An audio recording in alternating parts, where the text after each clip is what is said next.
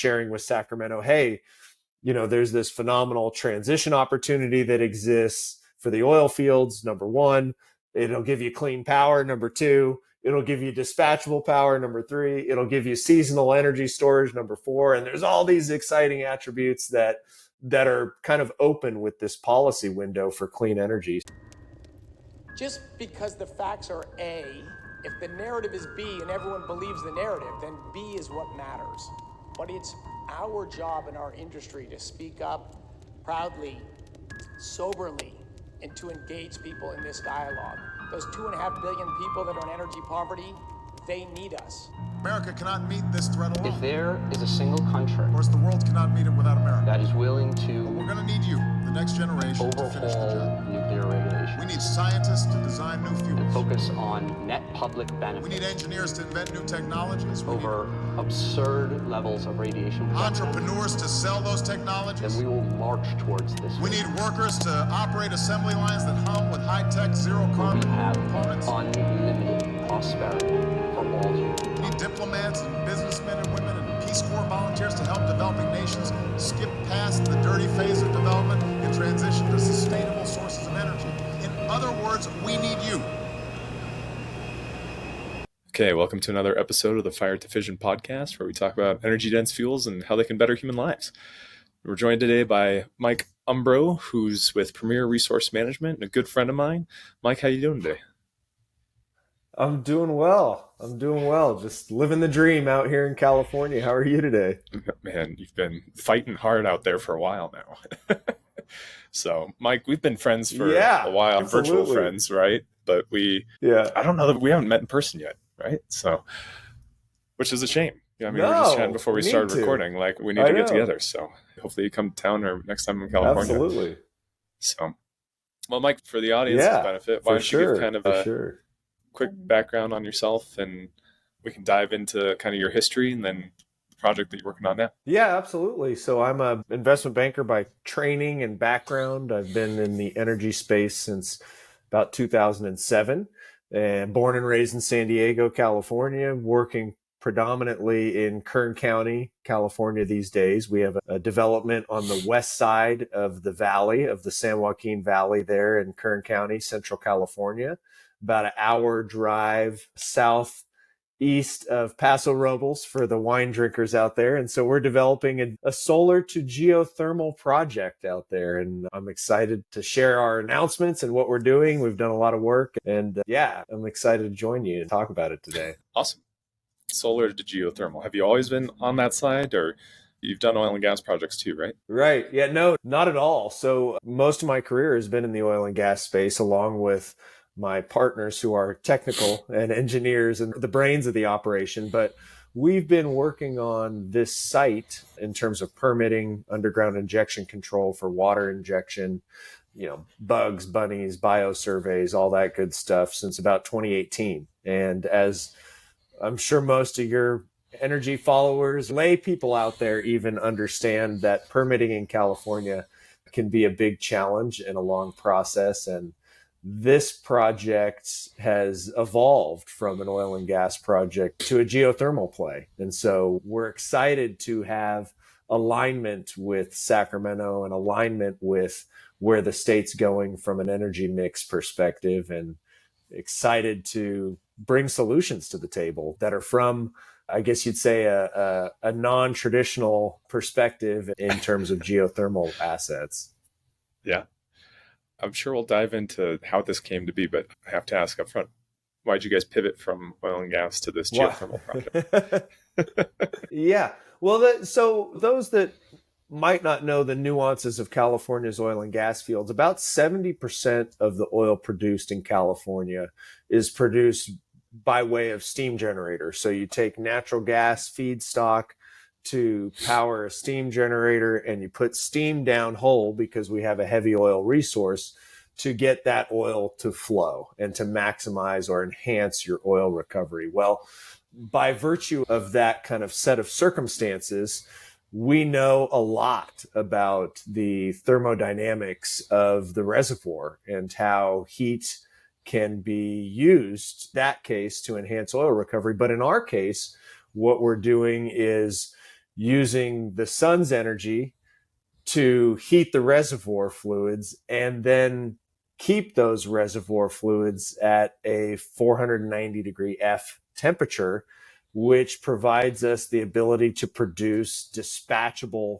power generation. And not to get too far, I don't want to jump in terms of questions, but one of the big issues in California is we've got a tremendous amount of traditional photovoltaic power generation during the day, but at night we almost entirely dependent on natural gas imports, coal imports, a little bit of wind, but our grid is still about a 50% natural gas fired grid in California, and we're quickly moving to or attempting to move to clean power. And so that's kind of the why behind why we have refocused the project. Yeah.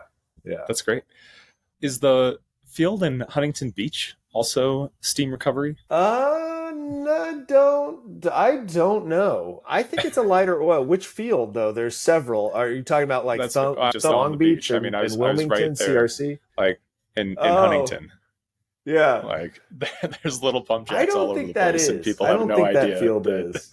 Yeah, but that's a big push right now from a policy perspective, is to shut that out.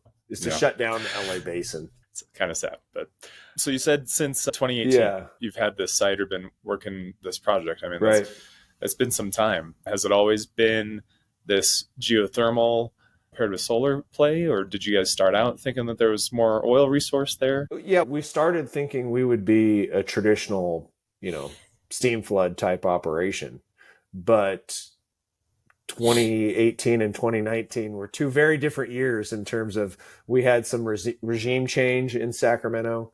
And, really on top of that, we've had permits for oil and gas drilling really shut down. And so you look at that despite and you say, your efforts, right? Do we want to continue to? You've done so much for the industry to try and, transform it. Yeah. And it's a big problem. I think the industry for too long was too silent and too reliant on major operators to, I don't know what you'd say, guide policymakers in terms of what California's homegrown, home-sourced resources like versus what foreign crude is like. And that, as you're alluding to, has been a big focus of mine to educate not only the folks in Sacramento, people online.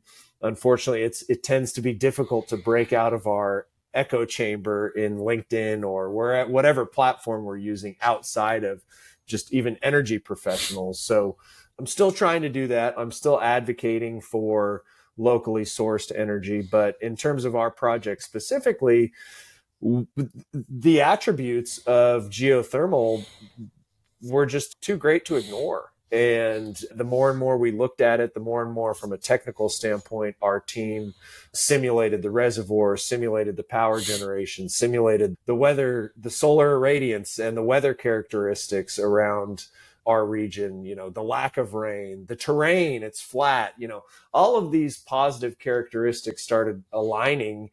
And we said, okay, well, now what about the economics? It doesn't work. And the economics, and as and it's a fair challenge. Some folks have said, well, that's got to be expensive. And what I say is, well, yeah, clean power generation is not cheap, and that's further bolstered by what we saw in December in California, which really, we had been going down this path for 18, almost 2 years now, but this winter really solidified my belief that this is absolutely the route for us, because we saw, as people across the country noticed, rain for days and then rain for weeks. And then it was like, when is the rain going to stop? We've had clouds in California here since November. It's just been a very interesting climate year. But when we started looking at the cost of power in the month of December, our kind of a system, we would have been running 24/7 the whole month, given the rates people were paying.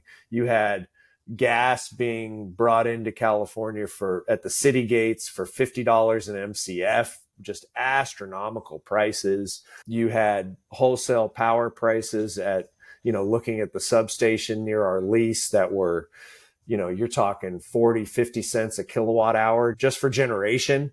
That's not distribution and to people's homes. And so the market was there for a seasonal event, which is what we call it. It was a seasonal event. And our technology that we're looking to bring online really does a great job of addressing peak power, which peak power rates in California are up near, 49 cents a kilowatt hour, some of the highest in the country, and seasonal events where, your solar is not necessarily affordable, or your batteries that are 4-hour duration are not necessarily available. And so the market is really such where there's a tremendous opportunity in our region. And it looks like elsewhere. I mean, we're seeing Texas right now with a tremendous heat wave. And what an awesome thing if they had thermal energy storage in the reservoir. There's a lot of reservoirs in Texas. So this isn't something that's just available to us in California, as we see, policies and energy mixes demand clean power. So let's step through the technology a little bit to help folks understand what the project is. I mean, we said solar geothermal, but can you talk a little bit more about it and kind of describe the system? Mm-hmm. Sure, yeah. And just to reiterate, I am not an engineer, but I am good at kind of relaying how the system works. So I think that's sometimes helpful. If you think of it, it is, yeah. Hopefully you'd get a lot of non-engineers listening. So our demonstration will be a 10 megawatt demonstration, and we'll scale up to 400 megawatt power generation at this site. But the first loop involves a 40-acre solar array. We're using parabolic trough mirrors, and this is proven known technology in the concentrated, solar thermal world. It's not a tower system that concentrates up to a tower, fries birds along the way. It's concentrated to a pipe that runs right in front of these, they're about 8 feet tall, kind of trough looking systems. And so we take the irradiant energy from the sun into those solar collectors. Those collectors concentrate onto a pipe which has a working fluid, a polysilicon oil working fluid, that is heated to up to 700 degrees F.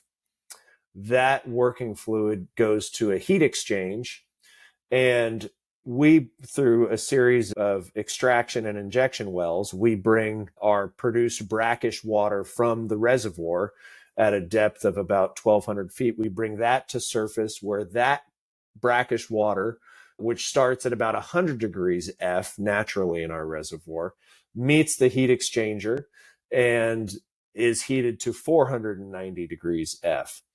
We then re-inject into the injection wells that 490 degree F water. It takes about 15 to 18 months to heat the reservoir. And going back to the thermodynamics of steam drives, those temperatures are achieved in the Central Valley. That's not unknown to the Central Valley of California. But we heat the entire reservoir to 490 degrees F.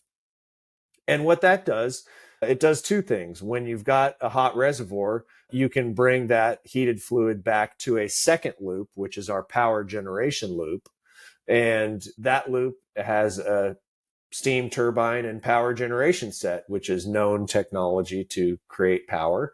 And so we bring that 490 degree F fluid to a heat exchanger in front of that loop, which powers the turbine generator set. And so what we can do is we're cycling the fluid through the reservoir 24/7, but we can send it to or turn on the power generation loop when we want. And so we're not looking at running this necessarily as a base load geothermal asset, but more as, think of it as competition to a natural gas peaking plant, which we have throughout California. We have these natural gas peaking plants to meet peak power demands, to meet the demands on sunny days, to meet the demands, in high temperature situations where you got a lot of power draw on the grid, or in, rainy events where you've got your traditional solar and wind that might not be available. So we're meeting the moments with peak power, nighttime power, early morning power when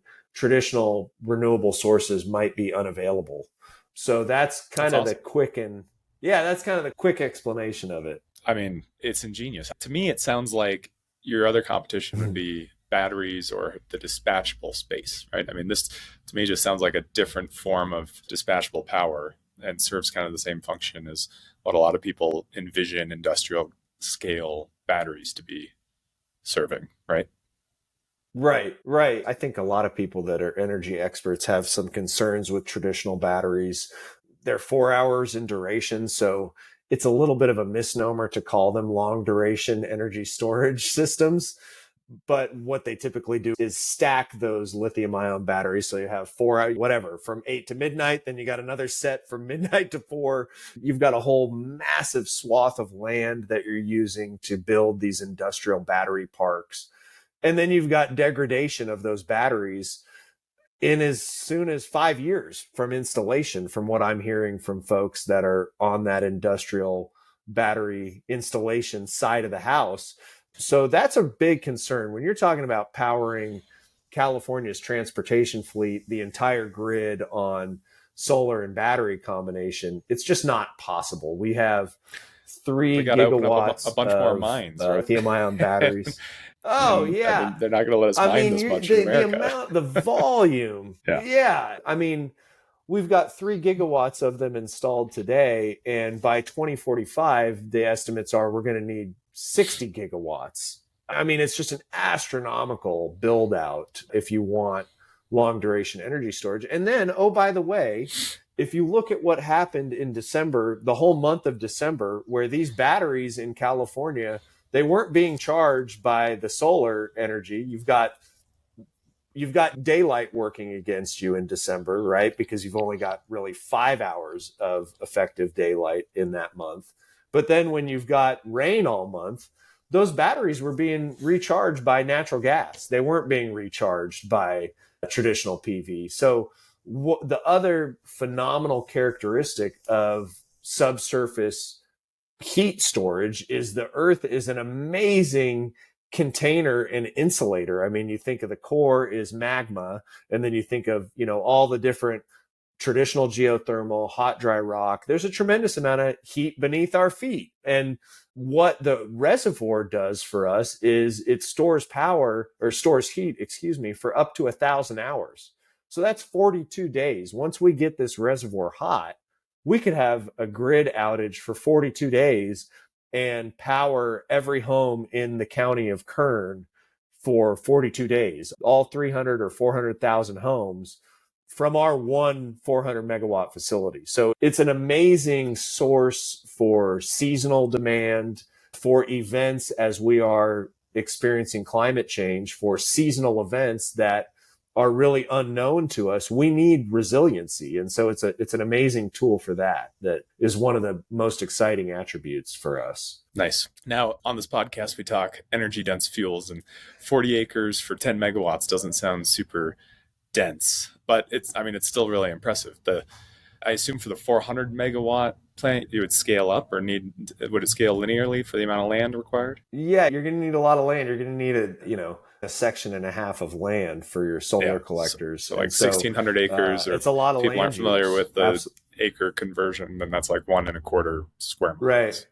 Right. And these industrial parks for traditional PV exist, and these concentrated solar systems exist. There's 2, 3 connected to California's grid. But really, when you look at the capability of building a 400 megawatt power plant, there's trade-offs. And so land use is definitely a trade-off in that. But you would have a lot of land use with a flat panel PV and lithium ion battery park as well. So there's no energy is free from impact. Absolutely. How many wells does the system use? Do you have multiple injection wells and then production wells? So our demonstration will have 37 wells.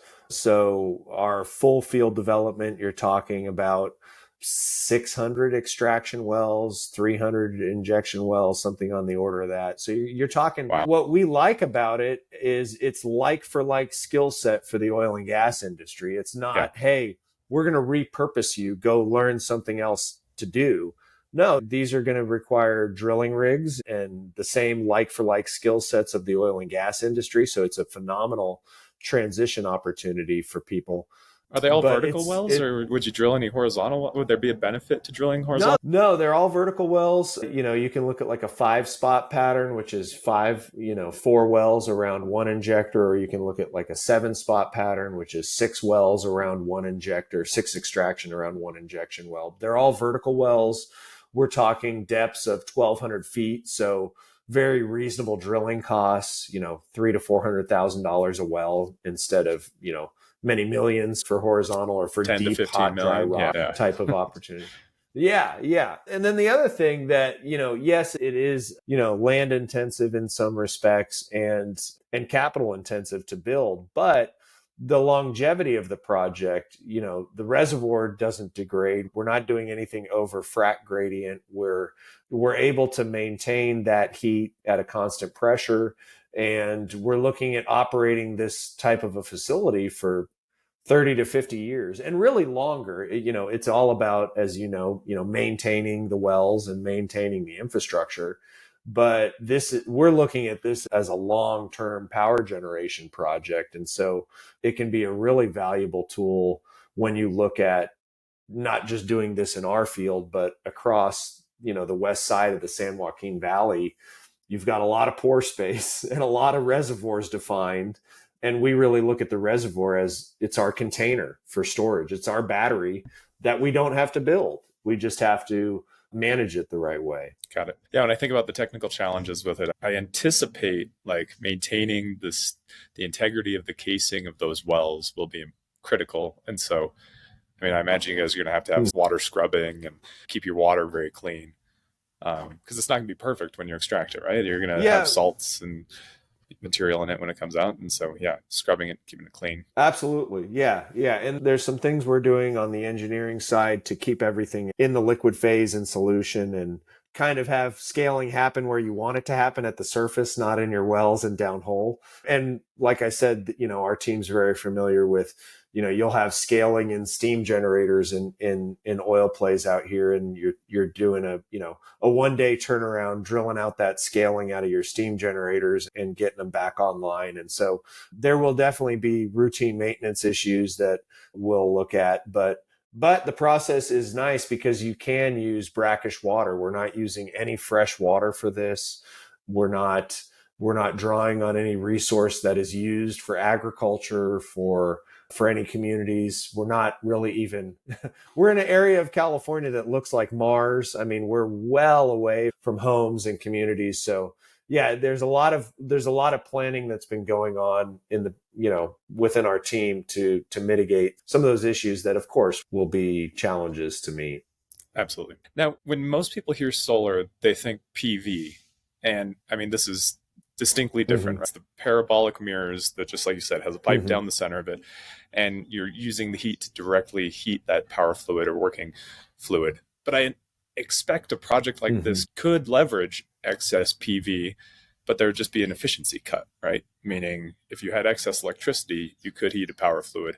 Yeah, it would take a lot of energy and a lot of extra electricity to get it up to 700 degrees Fahrenheit. But have you guys run the numbers on maybe trying to install a system like this somewhere that has a bunch of excess PV or other renewables? Yeah, you could use like a PV for a black start capability, like a PV with a traditional lithium ion battery to kind of get your power generation kicked on when you're starting from an off position. But these parabolic troughs are on the order of like 80% efficient, and flat panel PV is like in the 20% range, I think. So you would need a tremendous amount of flat panel PV. Yeah. And that's really, one of the dynamics about this, they were building these trough systems, and there are multiple connected to Kaizo's grid out here in California, but they were done in the early 2000s before flat panel PV had made significant advancements in efficiency. And so one of the things that happened was like, well, we'll just, solar developers said, well, we'll just roll out way more of the cheap flat panel PV as that technology developed and improved. It's a lot cheaper than building these trough systems for concentrated solar, which makes a lot of sense, and so the flat panel PV started to really ramp up. Now we've got arguably way too much of it in California, where we're shedding load off to Arizona and neighboring states, and the ratepayers are paying, quote unquote, administrative fees to shed load. And there's ways that those fees are buried in all of our utility bills. But this trough system, combined with reservoir thermodynamics, combined with known power generation, traditional steam turbine to power generation sets, it's really, that's the novel part about what we're doing, is not in any one of these components, because they all exist independently and have been proven independently. What's novel is about how we're combining them and marrying them with the reservoir. So that's one of the exciting things that, that we're looking at is, there's other ways to do things. They're not as efficient with this particular process, but it's exciting in that, we're not creating something crazy new or, unproven. So it's exciting from that perspective. Yeah, that's awesome. You mentioned the team. Let's talk a little bit about them. How'd you guys get connected? Had you been working together before? Who is the team?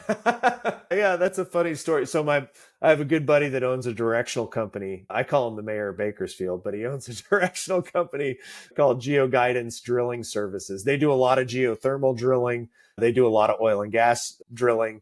And my buddy Joe had me over to his office one day and said, "Hey, come meet these guys. I want you to meet them, Jim and Lonnie." And I said, "Okay, I'll meet these guys. They're trying to, start a project." And so Jim is 27 years Chevron, thermo enhanced oil recovery, technology division leader, and worked his way to, reserves advisory committee and really to some of the highest levels within Chevron. So he's got a huge amount of local San Joaquin Valley knowledge and experience, as well as international. Lonnie, our other partner, is our petroleum engineer, and kind of surface, anything above ground, he handles. Again, a California native, has been here his whole life and a lot of experience in these fields. And then we have technology partners from a company called Ramsgate Engineering, and they have installed some of the first thermal systems in the Middle East, in places like,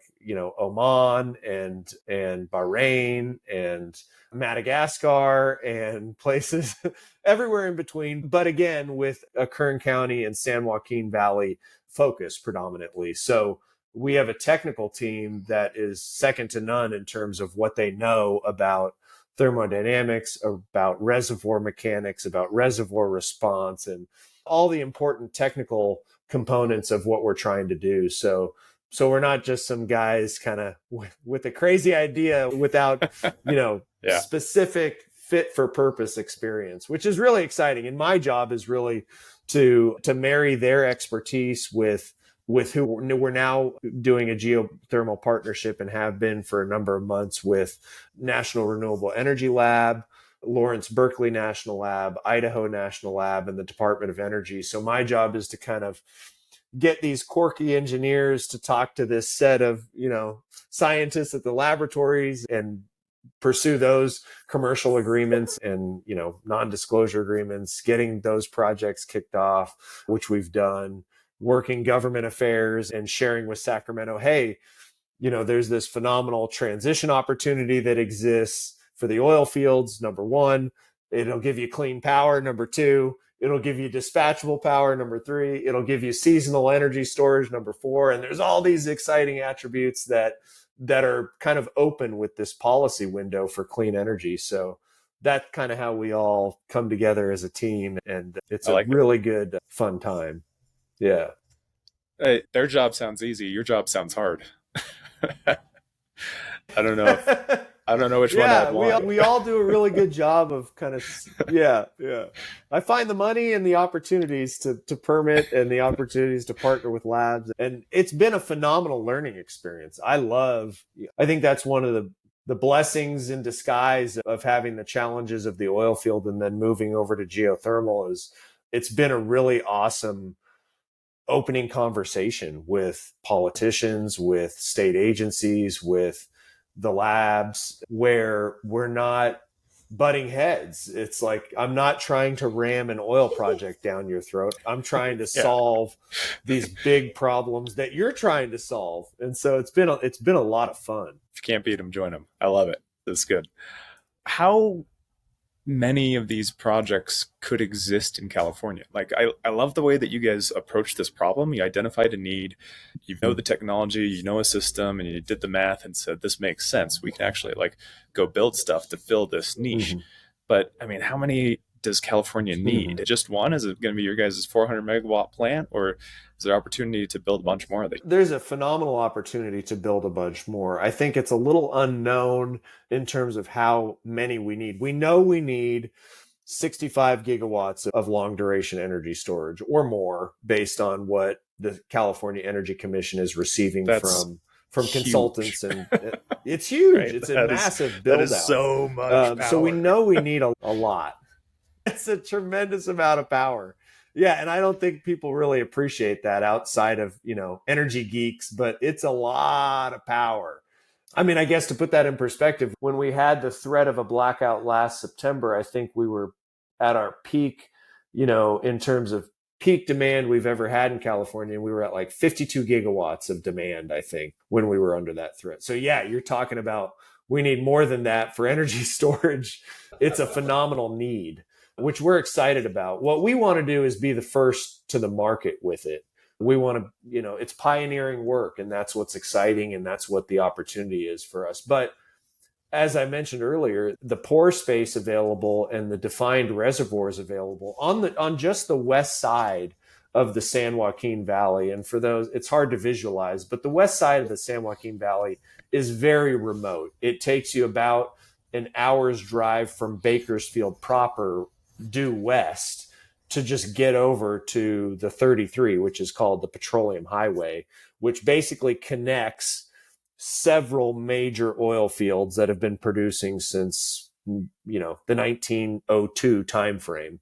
You've got Bell Ridge, McKittrick, Midway Sunset, Lost Hills, a whole host of, fields in between that are very well defined. And a lot of them are located on land that is flat, on areas that are not near homes, on areas where there's no potable water that you're going to use. So they're really situated in the area that you would want to have, industrial power generation. It's the right area to be in. But we think that the reservoirs on the west side of the San Joaquin Valley could bring over half of the energy storage needs to the state. So we could meet up to 45 gigawatts within these fields if we were to convert, several of the west side oil fields to this process. My goal is to build 1 gigawatt in our area. So starting with our project, build that to 400 megawatt, but build up to about a gigawatt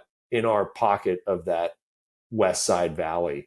But the reason I say we don't necessarily know how much we'll need is because, if we're starting to show that we can save the grid, so to speak, during peak times, eventually, hopefully, we build enough of these and it starts to stabilize those peak times and stabilize the market.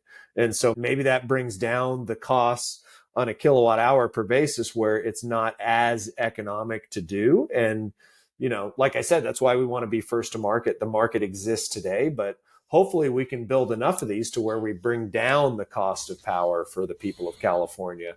But I think a disclaimer on that, it's going to be a long time before that happens, before that tipping point happens and we start to stabilize things, because we need a massive ramp up in terms of generation. I just did some quick math while you were chatting. 65 gigawatts, your guys' plant's 400 megawatts, takes 1,600 acres. And if you just built half of the dispatchable need, then that'd be 200 square miles. I don't know, I might have done that wrong, but that's a lot. That's a lot of landmass to build that much dispatchable power with these systems. But like you say, if you're first, then you fill that need and you've got, PPAs and you can be the peaker plant, right? And it's carbon free. So yeah, makes sense. Yeah, and on the west side of the San Joaquin Valley, there's plans to build a carbon management park, they're calling it, through Kern County in a partnership with the county and the Department of Energy. But it calls for 30,000 acres of solar out there. And that's not anything to do with our project, but yeah, there's plans for, we already generate the most photovoltaic power in the state in terms of Kern County. You see a lot of that on the east side of the valley in the Mojave, but you've got issues with Joshua trees and desert tortoises and land use out there. But yeah, there's a call for Is the ecosystem 30,000 different then acres on the to west be. side? I mean, I'm unfamiliar with the area, but looking up pictures of it and some of the pictures I from mean, your it's station, pretty, you're right. It looks yeah. like the moon, but It there's does. life It does. everywhere. Yeah. And there are, species that we need to be mindful of and avoid that we can avoid through, mitigation planning and avoiding sensitive habitat. But, the area that we're at gets less than 4 inches of rain per year, a tremendous amount of solar irradiance when you look at, sam.gov weather data. So it's really fit for the right purpose to be generating, solar energy out there on the west side. It's flat. I don't foresee any future housing developments going on out there. It's so remote. You do have towns like Taft and McKittrick that are oil towns that were built in that remote area to service the fields. But these systems wouldn't be, it's more hilly in Taft in those areas. So these systems wouldn't necessarily be right next to these communities. But there's a tremendous amount of available land out there. But yeah, of course, everything to do with the California Environmental Quality Act, CEQA, in terms of biodiversity and maintaining the ecosystem out there, that's priority number one. And that's also where this fits in from a clean power generation standpoint. The Sacramento has said we don't want oil and gas extraction because we want to protect the environment. So again, everything has trade-offs. If you don't want oil and gas, then people have to be comfortable with the trade-offs of using the surface for clean power generation. There's just no way, there's no magic wand that we can wave in the air that makes the lights go on. And so I think it's also where we're seeing Governor Newsom recently. Obviously, I study it closely, but for those that are not from California, he's proposing about a dozen trailer bills attached to his budget that will be approved in the next really week and a half. July 1, I think, is when the budget gets approved. But he's Trailer bills? realized that, I don't know what these are. Sorry. yeah, they're his bills. He gets to write Okay. bills that are kind of trailered in to the budget here in the closing days of when the budget is passed. But these bills that he's proposing are talking about streamlining the environmental processes and permit approvals for clean power generation, for water infrastructure, for other infrastructure projects, because he's realized, look, the federal money through the IRA, through the Jobs Act is available. And if we don't have a way to permit these projects, we're not going to access any of that money. And so we're seeing a very interesting window open up here from a policy perspective where Sacramento's saying, no, we need to build these clean power projects and we cannot have these hung up in years long debates because we simply don't have that time. And that's another element that I think the general public That's needs really to be interesting. aware of. That If was you want another clean question I power, had was, it's going to yeah, take time. what effect has the IRA or Inflation Reduction Act had on your guys' scoping of this project? Do you expect to realize benefit from that? Are there investment tax credits to be realized? And it sounds like it's affecting California legislators, and the governor's office is thinking about deploying clean projects. But how have you guys specifically approached that? What's your strategy? Yeah, absolutely. So the IRA through that, we think will qualify for about 60% investment tax credit. So that's a pretty big number. There's a series of, obviously there's grants for long duration energy storage that we have yet to apply for. Those are, I think, probably forthcoming as they look at different grant opportunities. They've been rolling out for other technologies, and we'll probably see some, more fit for what we're doing. So there'll be grant opportunities. We don't factor in any of the investment tax credits or grant opportunities or any outside sources of funding into our economic model. So we're cost competitive without that, given where the price of power is, which is pretty phenomenal because this is not cheap infrastructure to build. But as you say, yeah, it's definitely forcing a very important policy conversation to take place in Sacramento, where we're saying, hey, we are the state, California, that is quote unquote leading the energy transition, not only in the United States, but across the globe. And if we're going to talk the talk, the only way to walk the walk is to build it and to do it. And I think we're at this critical juncture where, unless we have permit reform, unless we have the environmental activist community align or fall in line with what Sacramento wants to do, we're not going to do any of it. And we're going to have blackouts, and we're going to have energy scarcity, and we're going to have skyrocketing energy prices. And I think, to the governor's credit, I think he's realized that. And I think he said, hey, this is where, as the governor, I'm going to exert my power, and we're going to make sure these projects get built. And so we'll see where it ends up in the next couple of weeks, because it is a very contentious debate, I know, right now in Sacramento. Yeah. Well, we might be releasing this after the debate's done, so folks might know the answer already. But, yeah, we'll be able to look back on the conversation. yeah, that'll be good. Can you share how much you guys expect this to cost? I mean, LCOE metric or dollar per watt, or what's that look like? And it's okay if you can't share, but I think you mentioned like $30 to $50 a megawatt hour, or the peaking prices was kind of your target market that you were trying to displace. Right.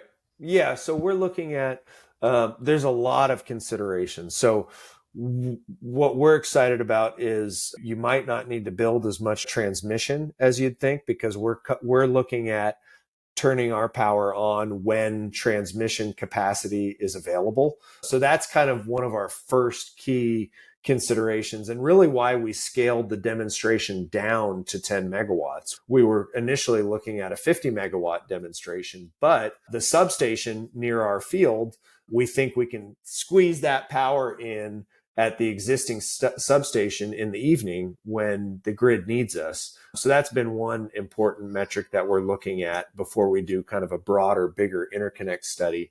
But in terms of the price per kilowatt hour, we're looking at coming on at rates that are competitive with traditional and enhanced geothermal systems in the state. So those are generally, 7 to 15 cents a kilowatt hour, depending on if you're kind of a traditional geothermal resource, or if you're going into hot, hard, dry rock, you're going to need a higher price.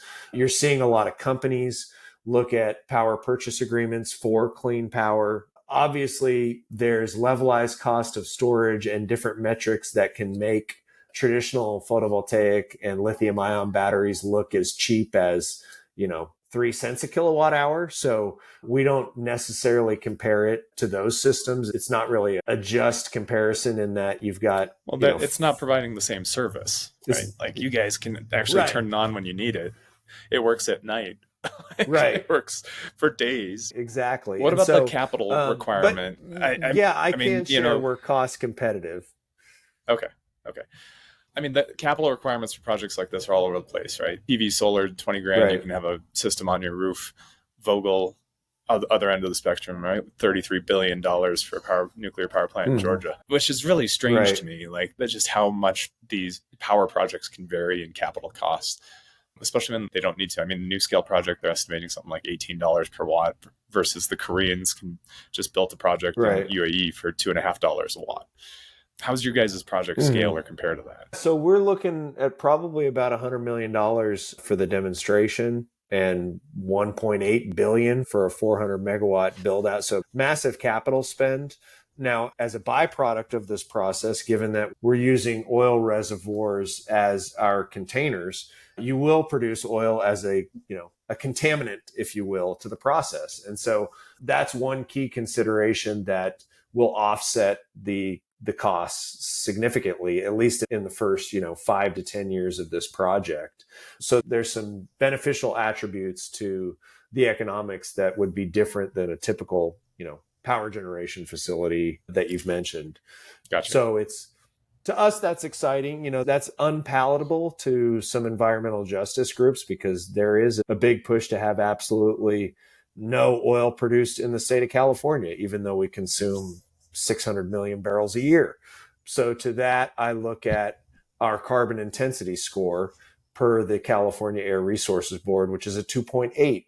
So to compare that to Ecuador, Saudi, Iraq, they're all above 12. So we're like 1/5 the carbon intensity of anything being burned in the state. So, and beyond that, I say, hey, we'll sell it to an asphalt plant and it will never be combusted because we still have to make roads. So, so there's some really interesting nuances to how we can pay for this without emitting carbon.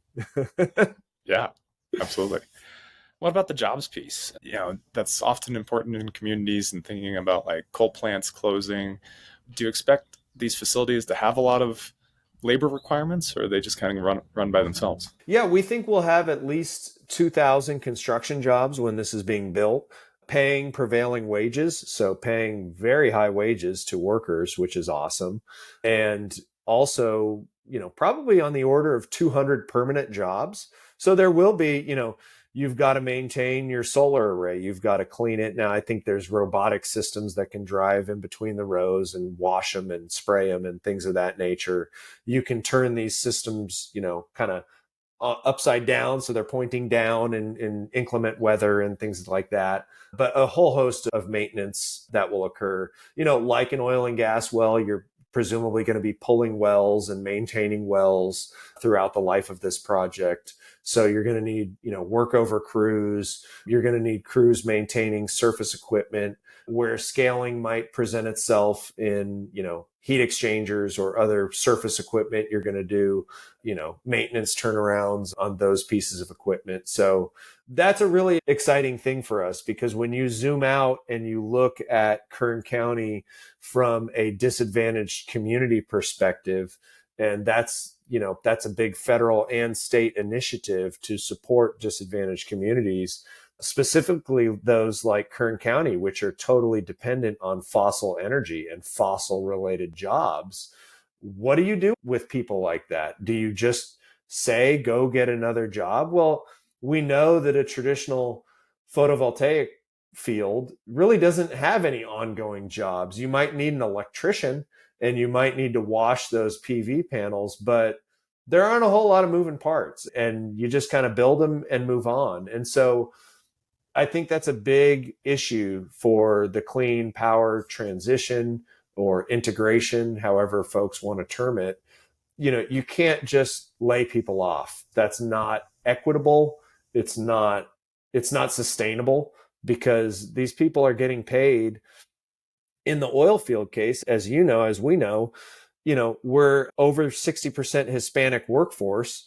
We're paying people over $120,000 a year, and they're not even required to have a high school diploma. They just have to have work ethic. And that's the type of workers that are in the oil field, people that work hard, people that want to provide for their family. And they might not have a college degree. They might not have a high school diploma. They might have been to prison, and we will still give them jobs. And that's a major selling point for a project like ours is, you don't need to retrain these people. They can take their current skill set and come do it over here for us, and we'll build a clean power project. So it's something that we are, to me, that's the most exciting part about the project. In addition to, providing clean power, is really supporting the people of California. I don't want to move out of California. I want to make jobs for people here at home. So Yeah, it's exciting. awesome. What's the timeline like? You guys are doing this pilot project, but how long until the pilot's up and running? And what's your vision for how long it's going to take to get the whole system up or the larger plant up, if all goes well? Yeah, great question. So we've had the good fortune of being at this for 5 years now. And so we've done almost all of our biologic surveys, flora, fauna, for the demonstration. We've got 2 drilling pads ready to go that can support up to 24 wells. We've got a lot of surface out there that's already disturbed and used for the 40-acre solar array. We will complete those additional remaining, bio surveys this year and into 2024. We will submit our underground injection control application for class 2 water injection, which is kind of standard in the oil field for thermal enhanced oil recovery, you're injecting steam, or for water disposal, you're injecting water. So that application will be fit exactly for this process, and that will go in this week. And depending on how long that takes, that can be as short as 6 months or as long as a year or two. So earliest we could, really start building everything is middle of 2024. We could start drilling before then. And then you're drilling wells, you're installing the solar array, and you're heating the reservoir. So that puts us into about late 2025, 2026 to when we're bringing power to the grid. So it sounds like a long time, but now that I've been in the developer arena for 5 years, it's like, wow, we could be going in 3 years. That's right around the corner. That's faster than a lot of projects, faster than every nuclear project out there. Right. Yeah. Mike, yeah. This has been great. We're coming up on our time. I want to be respectful of your time. Yeah. So, yeah, no worries. Curious on where you think this is going. If you guys get this up and running, do you foresee a bunch more of these projects coming up? Do you think they're more niche and there won't be a bunch of them? Or we kind of already answered this a little bit previously, but paint us a picture. What's the world look like in, say, 5 to 10 years? Yeah, I think we will demonstrate it. I'm very confident that we'll prove it works. We're very confident that it works. We'll prove it. We'll build it. We'll build the bigger plant. I want to build it to a gigawatt by the next 5 to 6 years. I think it's possible. I really do. I think that we're going to see politicians start moving at warp speed because they realize that, hey, 2035, when we've mandated everybody drives an EV, we need a lot of power. And if we don't get going now, we're talking like for our time frame, 2027, 2028, 2029, we better have some of these systems built. So I think we'll build it. We'll prove it works. A lot of the operators in the area are really focused, particularly the large operators, Aera, CRC, Chevron, on carbon sequestration. So I think the broader oil and gas industry in California is focused elsewhere, which is fine. But we would be absolutely thrilled to partner with those companies to make this a broader initiative. But hopefully we just knock down the first one and knock it out of the park and then build from there. Great note to end on. So, yeah, Mike Umbro, absolutely. really appreciate the time. Thanks so much.